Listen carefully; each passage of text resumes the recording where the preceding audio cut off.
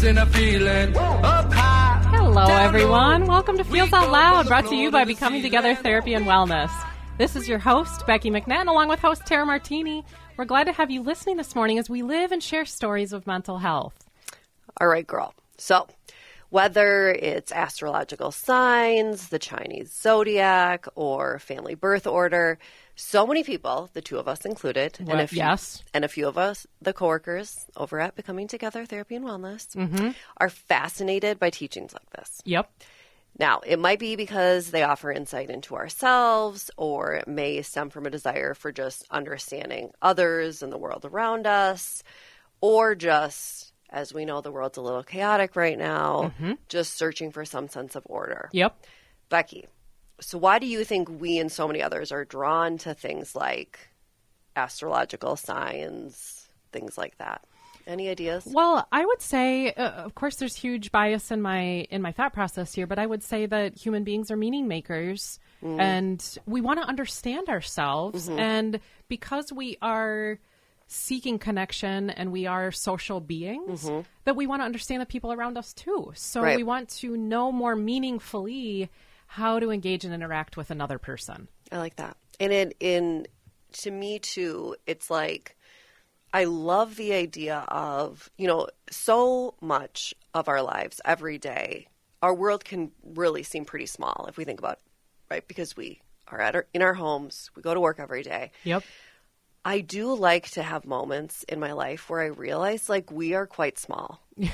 Yes, it puts in perspective. We're part of something much bigger than ourselves. Right. And so whether it's you're at a restaurant and you look down and you're figuring out your birth year and then what animal you are in the Chinese zodiac, or our dear friend Amanda is sharing with us our latest thing for our astrological signs, it's that concept of, is there something so much bigger than us that is actually helping us understand, like you said, ourselves?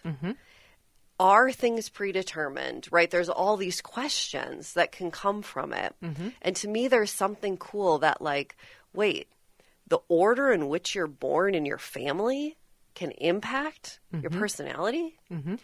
The day, the calendar year, the time of day you're born at can impact your personality? Right. That's mind-blowing to me. Well, and we're talking about birth order today. Yes. Yep. We're talking about there's huge psychology around studying this and how birth order really, truly does impact our socialization.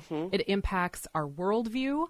And we can kind of even think through that. But there's so much research around birth order. So much. And recognizing how then all of those factors would impact the way that we process emotions, would impact how we even see the concept of mental wellness, in addition to how that was modeled for our families. And as children, we've done lots of shows around things about the way that things are shown to us. But we're focusing specifically on birth order today and that psychology of in what way we're born. Yes. In what order we're born. That's it. Like literally just nothing else. Not time of day, not calendar year. Just, are you the oldest, middle, youngest, only child as well? We'll talk about that. And also understanding, and we'll dive in later, that there is the caveat of, my goodness, we've got environmental factors. We've got, like we talked about in our last episode, how things were modeled, for you in your home by your parents or parent or guardians. You know, there's so many factors. So there are so many interesting things we can explore. Can't wait. It's going to be a great discussion. So excited. Love it. And we're going to take just a brief commercial break. But stay tuned for a great discussion. And a quiz. To find out, do we match on the birth order? On the whole world of birth order. Yes. Thank you for listening to Feels Out Loud. We're going to be right back in a moment. Express yourself.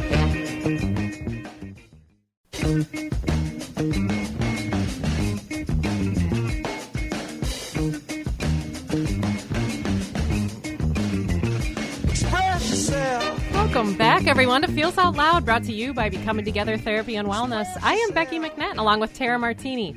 Let's dive right back into our exploration of birth order. Tara, take it away. All right, girl, it is time for a quiz. I am so excited.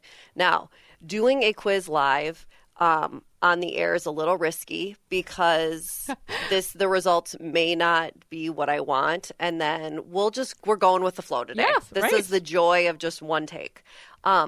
So I am Becky. I'm going to give you a quiz. For the sake of time, I already took the quiz. I have my results to reveal in a little bit. You listeners out there don't know our birth order. So we are going to give Becky the quiz. Okay. We're going to see what the results say, and then we are going to find out where Becky fits Okay. in the birth order. And if our listeners also want to take the quiz. Yeah, so here's the thing. If you're not in your car, you can head to parents/together.org, and it is called Quiz. Does your personality match up to your birth order? Sweet. Yes. All right. And I want to say, too, so Adler is the human behind the wonderful world of birth order. And I want to just say there is not a formal test, right? Obviously, I would have used that if there was, but there isn't one. And so really you're just using more these lighthearted individual quizzes to kind of play off of this. So this is not a formal test. There is not one that exists to formally diagnose or determine your birth order. So here we go, girl. Okay. All right. When you're in a group, Becky, how do you tend to behave? A, I often go with the flow and do what others want to do, but I still like to have fun. B, I like to lead the group and make decisions. C, I'm usually the one who's listening and encouraging others. Or D, I often try to keep the peace or make sure everyone else is happy. B, definitely. I lead the group and make decisions. Love it. I also am saying this rather quickly because she has a copy of the questions in front of her folks. So just to let you know. Number 2, how do you usually respond when you're given a new responsibility or task? A, I might be nervous to tackle it by myself, but I'm open to figuring it out. B, I take charge and like to do it on my own. C, I like to follow instructions to the letter and ask for help when needed. Or D, I usually look to others for guidance, but I'll set up when necessary. Oh, this totally makes me laugh because I think I've experienced this exact same thing. This exact thing like twice in the last week. I'm going to go B, I take charge and like to do it on my own. I love it. Yeah. Number 3, how do you usually react to praise or criticism? A, I try not to let praise or criticism affect me too much. B, I may seek reassurance or become defensive when criticized. C, I feel proud and validated when praised and try to learn from criticism. Or D, I feel a little embarrassed or uncomfortable with too much attention. I'm going to go C. Okay. I feel proud and validated when praised and try to learn from criticism. Number 4, if you were organizing a family event, what role would you take? A, I would pitch in, however I'm asked. I would pitch in however I'm asked to, but I wouldn't want to make any big decisions. B, I'd want to plan everything and make sure it all runs smoothly. C, I'd help out wherever needed and take charge of anything delegated to me. Or D, I'd probably go along with whatever everyone else decides. Oh, gosh. This feels like a call out of all of my things. I'm going to say B. I'd want to plan everything and make sure it all runs smoothly. The hilarious thing is, in my head, I took this quiz for you, and you are hitting every single answer I thought you would. Okay. Which means I know you well, boo. Number 5, how do you feel about being the center of attention? A, I don't mind it, but I can do what I want if nobody's watching. B, I like getting recognition as long as it's for a good reason. C, I'm used to being in the spotlight and enjoy when all the focus is on me. Or D, it's fine once in a while, but I'm not really comfortable about it. C. I'm used to being in the spotlight and enjoy when all the focus is on me. I love it. 6, how do you feel about competition in your family? A, I'll compete. And really, this could be competition at all, really. A, I'll compete, but also value cooperation and fairness. B, I tend to be very competitive and strive to be the best. C, I may not compete much, but I still want attention or recognition. Or D, I avoid competition and prefer to stay out of it. You know, what's really funny about this, I used to think of myself as not a competitive person at all. And just recently, What? Yeah, I thought I was one of the most non-competitive people I've known. And a very good friend of mine, who, if he listens to this, will be laughing right now. He said to me years ago, that's not true at all. And he laughed and he said, you're one of the most competitive people I know, because if you don't know how to play, you change the rules for everybody. That is brilliant. It was so great. Brilliant. So I'm going to go B. I tend to be very competitive and strive to be the Love best. it. 7. We're almost done here. What is your approach to friendship or relationships? A. I love being social, but I also value independence and enjoy doing my own thing. B. I tend to be the protector or caretaker for the people I care about. C. I seek attention and often need to develop a close connection with others. Or D. I like to keep things balanced and maintain harmony. This one's tough. It is. Because I'm kind of torn between A and C. I love being social, Okay. but I value independence and enjoy doing my own thing. I seek attention and often need to develop a close connection with others. I think I'm going to go C. Okay. And last question. When there's a problem, how do you usually tackle it? A. I usually just try to wait to see if it gets better on its own or if someone else will handle it. B. I like to take immediate action and solve it as quickly as possible. C. I seek advice from someone more experienced or try to get other people's opinions first. Or D. I try to avoid problems in the first place and back away at the first sign of trouble. I'm going to go C. I seek advice from someone more experienced or try to get other people's opinions first. Okay. I knew this would be your reveal, and I find it I've never taken this quiz. so amazing. I've never taken this quiz. She has no idea. I had no idea. I do know what my birth order is. I but- know her birth order. Mm-hmm. I also know her personality well, and I'm dying right now because the quiz says, Becky McNattin, that you are a firstborn. Okay. What does that mean? Well, it means they are known for their take-charge personalities and can-do spirit. Because they are the closest to their parents or the family hierarchy, they can act like mini adults at times. They can also be very hard on themselves or striving to live up to their parents' high expectations and their own.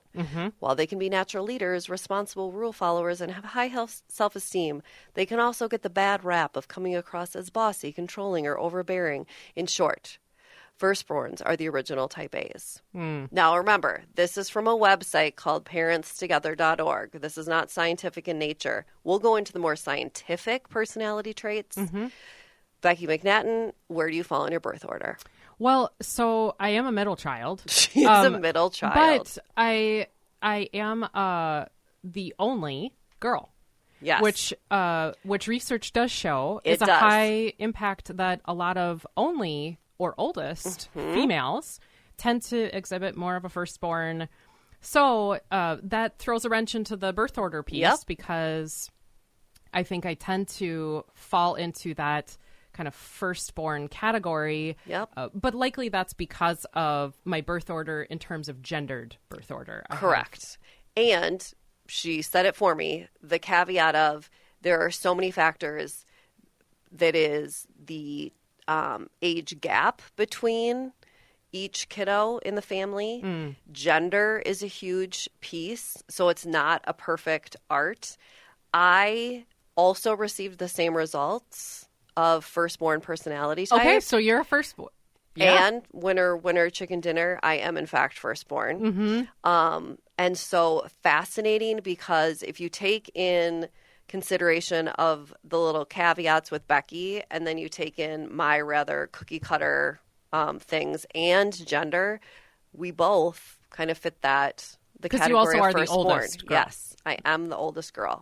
So let's take a look at more scientific descriptions of firstborn. And once we look at the scientific kind of descriptions, then we're going to look into what's more our specialty is. How then is their mental health impacted? And to me, it is fascinating how it plays out because we are in the therapeutic world. So we see this play out with our clients, with our friends, with our children, all those things. All right. So firstborn children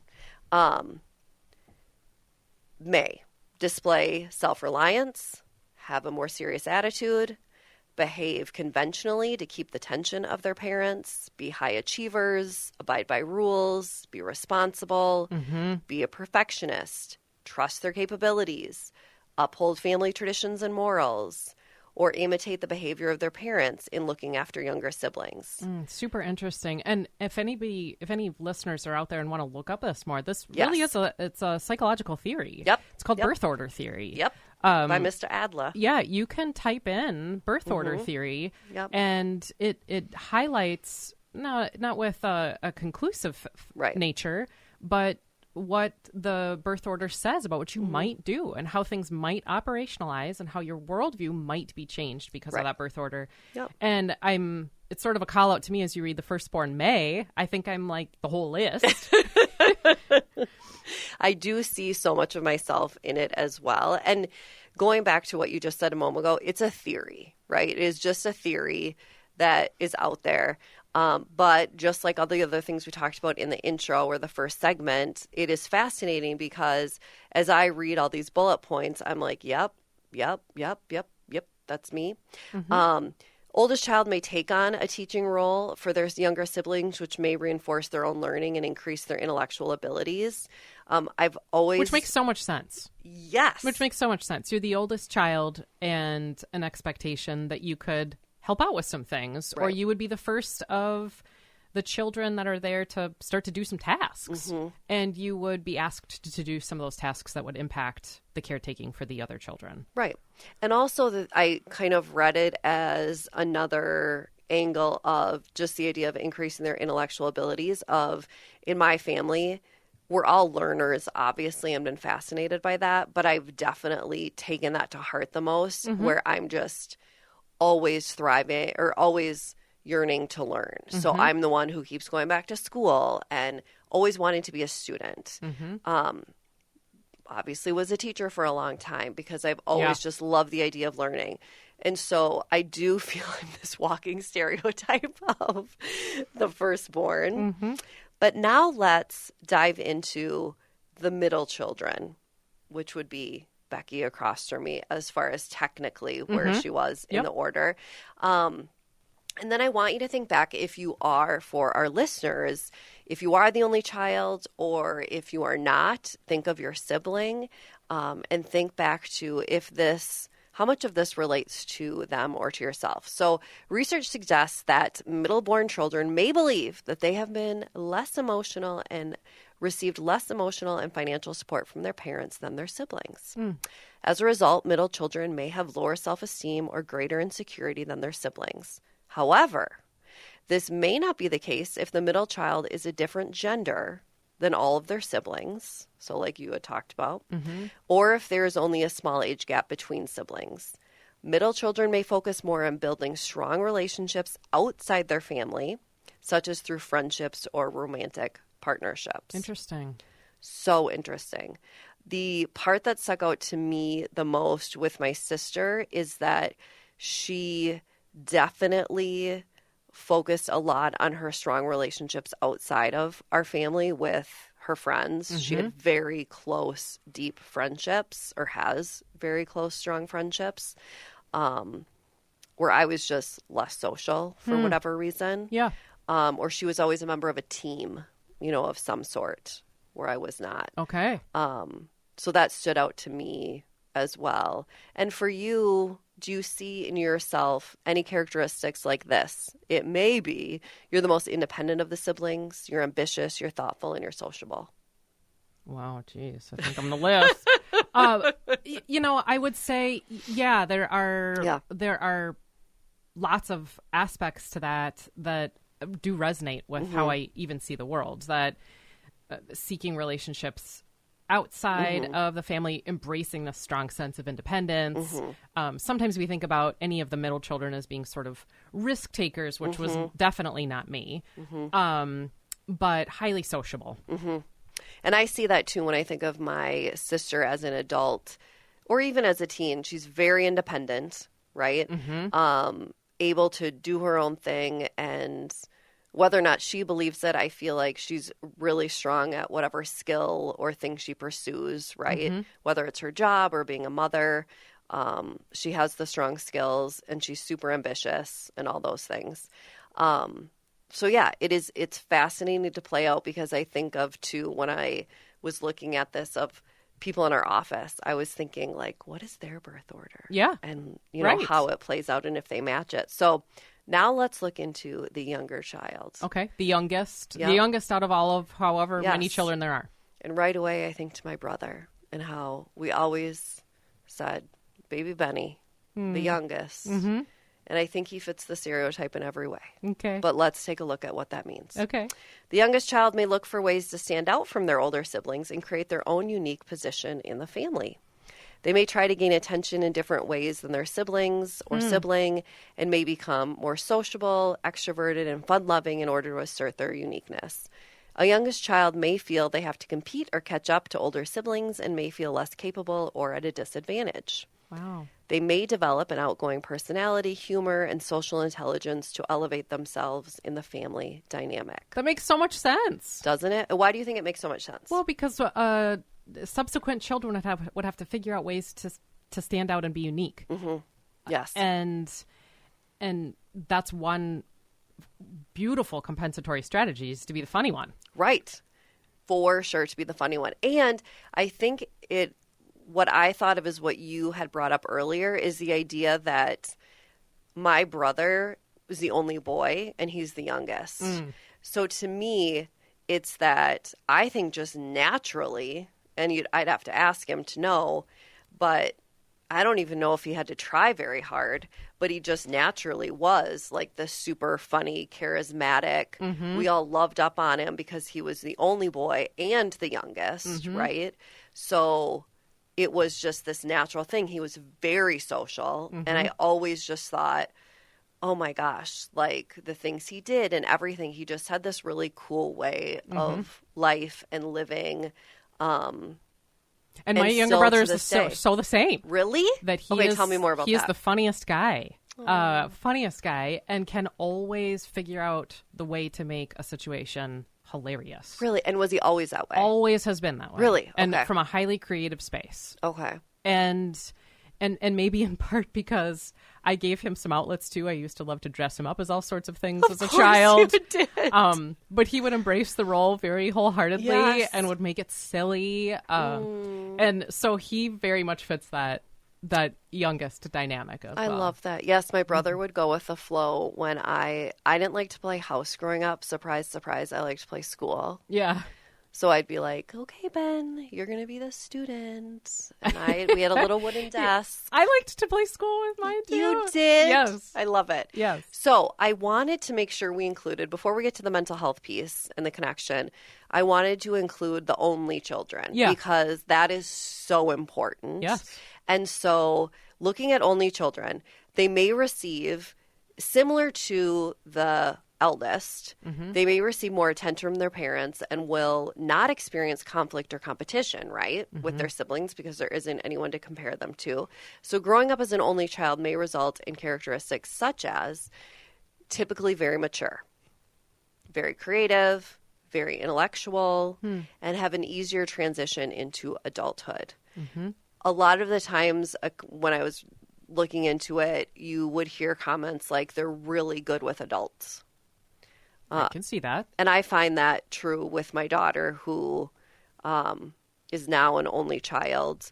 And she has always, in the last 4 years, just developed like a really good relationship with adults. And it's almost like she's more comfortable being around adults than children because it's just been the two of us. Yeah. Right. Well, and children who have larger age gaps in between them, Yes. one may kind of operationalize or Yep. show up in the world as an only child because of the age gap Right. that Right. exists. Right. It makes so much sense. Yes.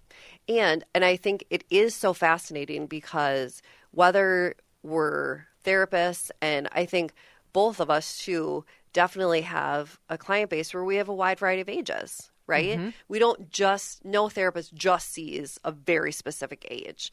And so whether it's our clients or me as a teacher, it's fascinating to see how birth order plays out with the people that we work with. Yep. And see how some really play into and match Totally. this birth order piece. Yeah. So, research suggests, as far as with the only children, typically high achievers complete more years of education, which I thought was very interesting, and have very secure, high-status jobs. Interesting. Yeah, which makes sense to me because if you think the attention is on them, Yeah.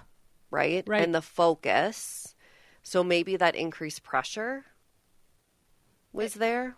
And an interest in succeeding based on what exposure to like adult discussions. True. That's a good point too, right? I am very curious how then the only child piece then will go to with our next piece or segment with mental health, how that impacts their mental health then. Yeah. Because when it comes to being more educated, having higher status jobs, my inclination would be that there is higher level of stress. Yeah. Right? Well, it would Connected with that. Yeah, it would make sense to me that if an only child may feel a sense of expectation from their parents that isn't delegated amongst many children, that might intertwine with the way that they see their lives going forward and putting a lot of expectation on themselves. Yep. So before we get into the connection to mental health, I just want to say, while birth order can influence personality and family dynamic, please understand I am not saying that there is a direct correlation between birth order and mental health issues. So when we talk about that there's an increase in one of the types with anxiety, I'm not saying, oh my gosh, if you are the firstborn, you're going to have anxiety, right? Right. We will never say that. And this is just one small glimpse into it. These are just studies that we've picked or articles that we've read. So I found this article that was fascinating called The Emotional Cost of Being First. Of course, I thought it was extra fascinating because I am the oldest. Yeah. So in the article, The Emotional Cost of Being First, firstborns are often seen as responsible and high-achieving leaders, while only children are known for their independence and confidence. So similar. But alongside those positives can come a tendency toward perfectionism and high expectations. Yeah. According to new research, like literally 2024, these characteristics may make firstborns and only children more susceptible to anxiety and depression. This research, published by Epic Research, as I said, in 2024, included data from 182,000 well-child visits and revealed that by the age of 8, firstborns with siblings are 48% more likely to experience anxiety. Wow. And 35% more likely to experience or be diagnosed with depression compared to their later born counterparts. Wow. What does your wow come from? That's just how we can see how birth order impacts, as you and I have spoken about, the way that we're socialized, how we see things around us, which then, of course, have an impact on how we process emotions. Yes, which is so, again, it blows my mind in a very fascinating way. Yeah. That it is just the order in which you were born. Because I will say, I did feel growing up, not from my parents, just an internal pressure of I need to be a good human and do well because my sister and brother are watching. Even if they weren't. Interesting, yeah. And so it's like, don't mess up, right? And oddly enough, I have anxiety. So now only children, which is so interesting, have very similar diagnoses with a 42% higher likelihood of anxiety and a 38% increase in depression risk compared to those with siblings. Wow. I know. From that spot, very likely of the way that people absorb expectation, perceive expectation, and then seek to act that out in the world around them. Yeah, it's fascinating. Now, what makes these birth positions more susceptible to anxiety and depression? And first, to clarify, this doesn't surprise me at all. Like if I'm thinking of like diagnoses, I would say anxiety and depression kind of like if I had to pick. Yeah. That would make sense. So Firstborns often experience parenting through their parents' initial learning curve and anxieties, Yeah. which makes so much sense. Right. While only children may face similar pressure. Okay. Now, let's move on to, because due to time, I just want to make sure we get through all of them. Numerous studies support the idea that lastborns potentially have lower rates of mental health challenges. One study that stood out in particular aimed to investigate the association of birth order with mental health problems, self-esteem, resilience, and happiness among almost 4,000 children aged 9 to 10 in public schools in Tokyo. I was trying to explore like different parts of the world. The results showed lastborns with the lowest total difficulty score, which is so fascinating. That's so interesting. So they had the lowest difficulties, right? Yeah. They had the highest pro-social behavior score, which is a positive, Yeah. was found among the lastborns as well.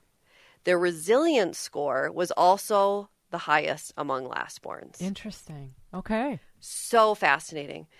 Oh, us poor firstborns, right? Yeah. But it makes sense because everything we talked of with the descriptions, Yeah. if the firstborn are the high achievers and all those things, and the lastborns are the funny, carefree, more sociable ones, Yeah. it makes sense. Yeah. So okay? what about the middleborns? Or the Well, middle, like all those middle children? Poor middleborns. The lowest happiness score was found among middleborns. Really? Yes, and let me go into that bad boy a little bit deeper because there is actually a thing called middle child syndrome. Okay. Now, is this a real thing? Okay. Again, it's just kind of like the birth order theory, in that, is it something that is very black and white? It's something that there are studies out there. It's not a definite thing, but it's been explored. One of the studies from 2016 explored the effects of birth order on undergraduate students. In the review, the researchers found that middle-born children were more likely to be less family-oriented than their siblings. So kind of that more independent piece we talked about. They were also more likely to develop maladaptive perfectionism, which is characterized by the constant desire to have things go as planned. Now, this research doesn't necessarily tell the entire picture or even prove that birth order determines personality. But in one literature review, the author found that some research shows middle children being 33% more likely to engage in delinquent behavior than their siblings. Any ideas why you think that is? Well, I think people talk about middle children. There's sort of the risk takers. So they go test boundaries or test limits. Yep. There may be the people who act out. Yep. Maybe perhaps if they have a sibling who is the oldest, they seek that and say, I'm going to be the exact opposite. Right. I'm going to be something different. Right. My sister probably looked at me and was like, you are so boring. You are such a nerd. I do not want to be like you. I totally get that. So going more into that middle child syndrome, since the middle child is impacted during childhood, they tend to carry these traits into adulthood. While there are positive characteristics, there are also negative traits, such as having an all or nothing mindset. Ooh. Which is fascinating because now I think of adults on that all or nothing mindset is so fascinating. Mm-hmm. And to see then how that affects their relationships as adults. Mm-hmm. And expectations that they may set with other people Yes. or relational curiosity. If it's just kind of, no, this is done. Yep. And it all comes down because they were the middle child. Yeah. Yep. See, we won't even have jobs pretty soon because we've got all the answers right here, makes right? sense. Oh, Right. You're a middle child. Done. Leave. Yep. So, furthermore, being a middle child can affect your attachment style in relationships in adulthood. We love attachment styles. So, for example, many adult middle children end up being extremely independent, showing fearful avoidant attachment within relationships. This attachment style makes it difficult for a person to trust others and feel emotionally safe within relationships. Again, this doesn't mean everybody. An adult middle child attachment style could go the opposite way. Okay. So it could be the fearful avoidant, or on the opposing side, a middle child could exhibit codependence within a relationship mirroring childhood behaviors, such as giving all of their love and attention to an individual who does not reciprocate. A little bit the all or nothing Yes. kind of thought. Yep. And perhaps more people pleasing. On Yes. the side, kind of the opposite of total independence is a need to care for. Yes. At the expense of self. Yes.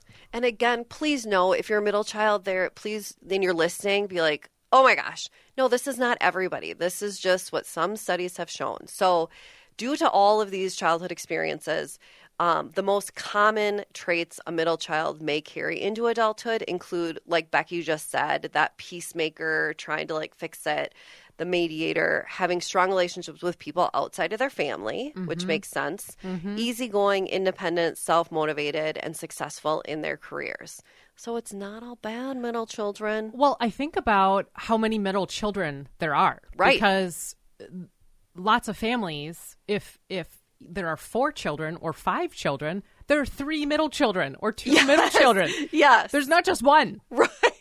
So- and they talked about that too, they were saying, okay, it is, when they were talking about the studies, there's like, wait, there's far more, just like you said, in this world, there's far more middle children because it's rare that you just have 3, right? And there's smack dab in the middle of how does it play out. Now, what they did talk about in some of the studies was if you split the family, and for those, it is visual as well. If you split the family, the ones that are closer, right, to the half of the eldest are taking on more of the oldest child's traits. And then split it down the middle, the ones that are age-wise closer to the youngest are taking on.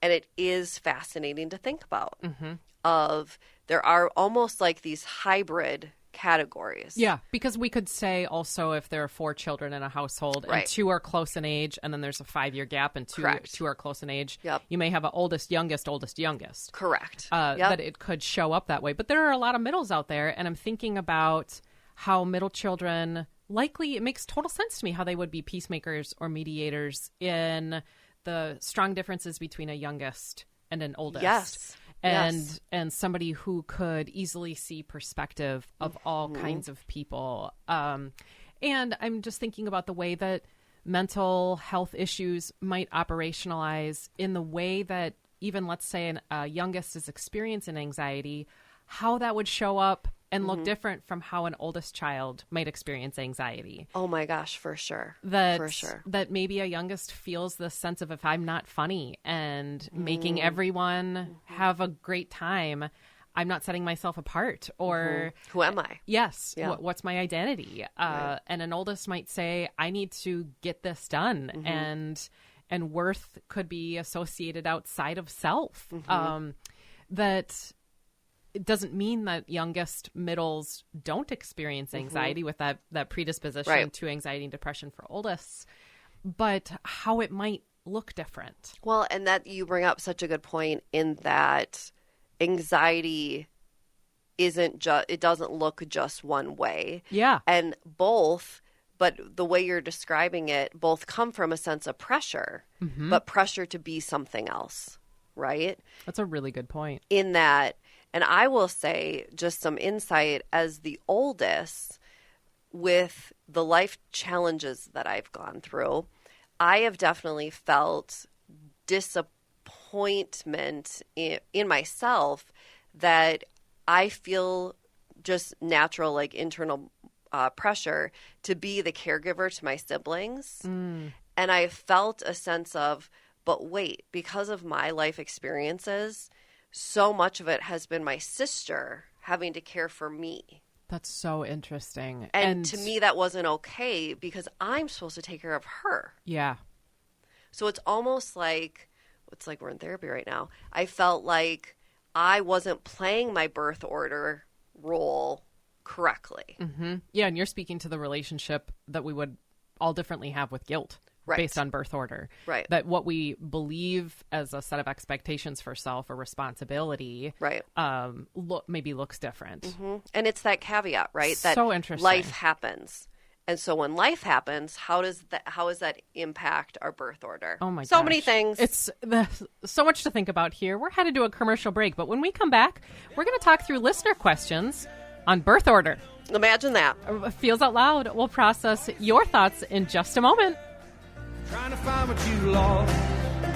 You can't go it alone.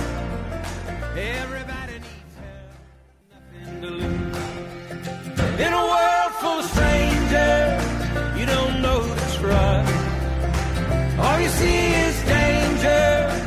Trying to find what you lost. You can't go it alone. We are back again with Feels Out Loud, and this part of the show is where we talk through questions from you all, our listeners. If you have a question related to mental wellness, sharing feelings, or topics for each week that you would like us to process through, please visit our website at becomingtogethermn.com and look for that Feels Out Loud page to submit a question directly. Or you can also email us at contact@becomingtogethermn.com. We want to hear from you, everyone, and what you're wondering about. A giant, huge, massive thank you to our listeners who have sent in questions about birth order. Yeah, well, yes. Similar ones, and we only take 2 a week. So, and I know we have 3, oldest, middle, and youngest. So I was selfish and took the one on firstborn because I am the oldest. And I could relate to this question so much. Sure. It says, my firstborn is very anxious and always acts like a little mother to her siblings. What things can I do to support her? And I loved this question because whoever you are out there, it was that idea of just, hey, how can I support her? Yeah, more? right. So a few little tips we could look at is allow individual time. So it's that give your firstborn and also your only children out there chances to engage in activities where they don't feel like they have to be a caregiver, right? So it's that one-on-one time, or just not even like one-on-one time with mom or dad, but just, hey, the siblings go somewhere else and the kid has alone time to play in the kitchen, the little play set or whatever it is. Another one, build social networks where that kiddo simply has a group of friends all their own.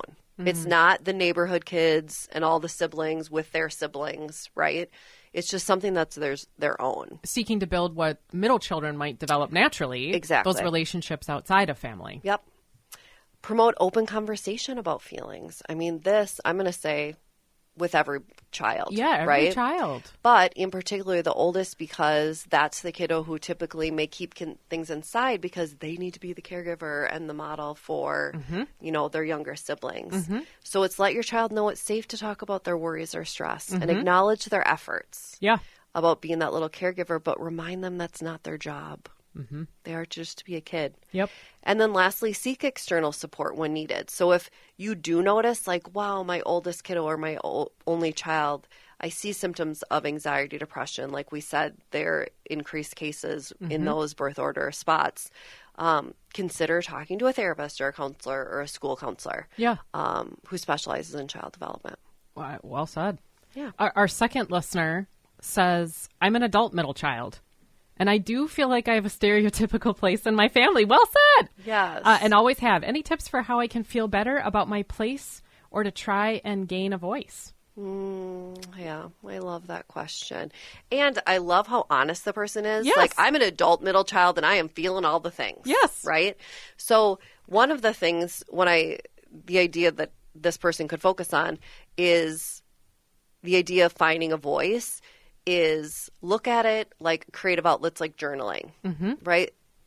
When you're writing, you're finding that voice. It's literally yours. It is. Yep. It is your voice. So practice journaling to express and work through your thoughts about yourself.